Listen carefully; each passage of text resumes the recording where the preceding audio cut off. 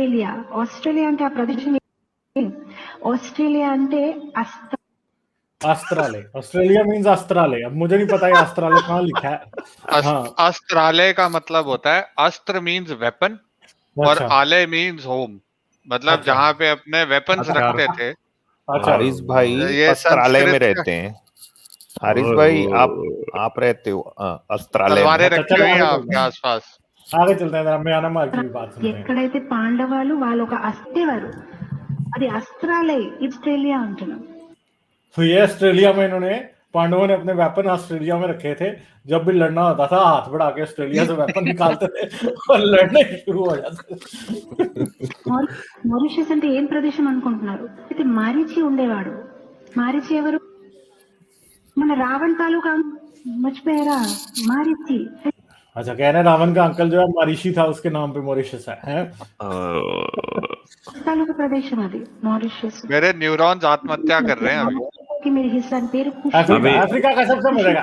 Africa का सबसे मिलेगा. ఆఫ్రికాకి మీరు హిస్సా పేరు కుషినగర్.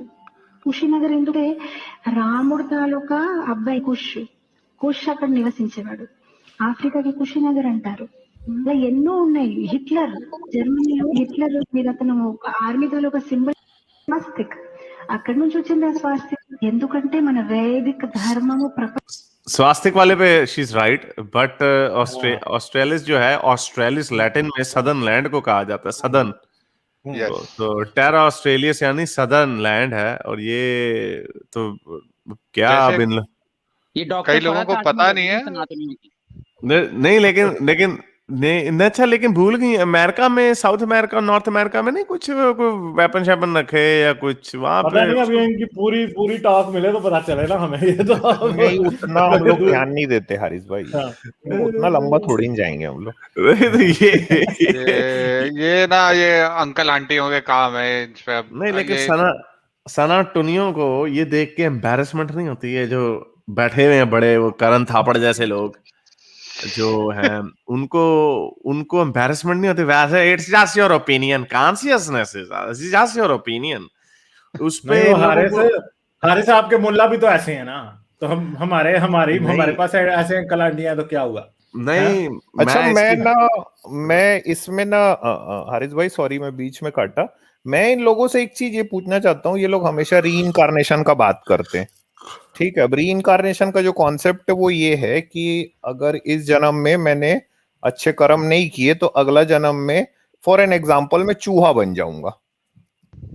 तो भाई मैं चूहा बन के ऐसा कौन सा काम मेरे को करना चाहिए कि मैं वापस ह्यूमन बनूं? मतलब मैं अच्छा चूहा कैसे बनूं? नहीं, ये फॉल्स फ्लैग आर्गुमेंट है. अरे भाई नहीं, इसका जवाब देते हैं. पहले हमें समझ लेने दे वो आर्गुमेंट है क्या. पहले हमें समझ लेने दे अमित, आप वो आर्गुमेंट है क्या, आप क्या आर्गुमेंट रख रहे हैं? नहीं, मैं ये सवाल पूछना चाहता हूँ. चलो आप ही बता दीजिएगा मेरे को, नुआंस्ड एथिस्ट जी, कि मैं चूहा बन के ऐसा कौन सा अच्छा काम करूं कि फिर मैं वापस ह्यूमन बनूं? देखो, इसका जो रेफरेंस आता है वो 2-3 टेक्स्ट में से आता है. वेदांत में से भी आता है और बाकी टेक्स्ट में से भी आता है कि जो ह्यूमन स्पीशीज है ना, इंसान, वो इसलिए स्पेशल है कि इंसान कार्मिक डेट और कार्मिक क्रेडिट वो बना सकता है. तो जैसे आपने अगर बुरे काम किए ना, और बाकी सारी स्पीशीज में आपको अपना कार्मिक डेट और क्रेडिट काटना पड़ता है. तो जैसे क्या बोलते हैं, अगर आप वेदांत का टेक्स्ट देखें कि आपने मान लो कुछ कार्मिक डेट बना लिया कि आपका कुछ बैड कार्मा है, ठीक है, तो आपका बैड कार्मा जो होगा वो उसको बैलेंस करेगा. आप उसको काट रहे हो उसके अंदर. फिर जब आप न्यूट्रल हो जाओगे फिर आप ह्यूमन हो सकते हो. अच्छा, आप बताएं ना. लेकिन एक सेकंड हारिस भाई, आपको ये पता है कि ये जो साइकिल है ये 64 लाख जो बर्थ है उसके बाद होता है ना? 64 लाख नहीं, वो नहीं है. अरे नुआंस्ड एथिस्ट जी, आप ना पूरी बात बताइए. नहीं, सुने एक सेकंड, मैं इतना पूछता हूँ. ठहरे.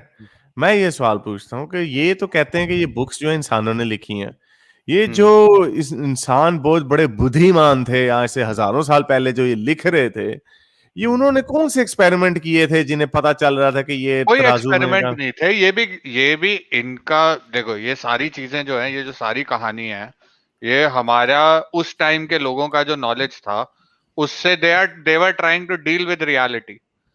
भाई जस्टिस का एक सिस्टम उन्होंने कंसीव किया, इसका कोई प्रूफ नहीं है, इसका कोई लॉजिकल रीजन नहीं है। उन्होंने, जैसे वो आज साहब आए थे ना, एक इमेजिन्ड रियलिटी बना ली और उस इमेजिन्ड रियलिटी के बेसिस पे सोशल ट्रांजैक्शंस करनी शुरू कर दी, क्योंकि उस टाइम पे उससे बेटर उनके पास कोई ऑप्शन नहीं था।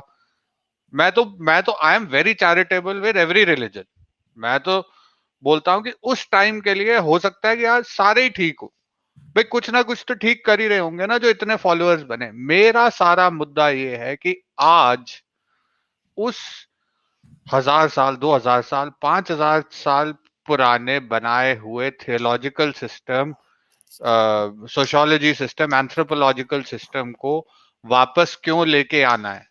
नहीं मेरा तो तो ये सारा वाला पॉइंट तो मेरे ख्याल से यहाँ जितने लोग बैठे हैं सभी का होगा। ऐसा कोई इंसान नहीं जो नहीं मानता कि जो रिलीजन है वो एक माइलस्टोन रहा है, एक मील का पत्थर रहा है। लेकिन मील के पत्थर पे हमको बैठना नहीं है। अब आप आगे निकलो, जो सड़क है उसमें आगे निकल जाओ आप। मील के बिल्कुल। पत्थर को ही अपनी जो मंजिल है उसको मत मानो। ये तो मेरे ख्याल से सारे के सारे जितने लोग यहाँ बैठे शायद सारे ही लोगों का यही वो होगा।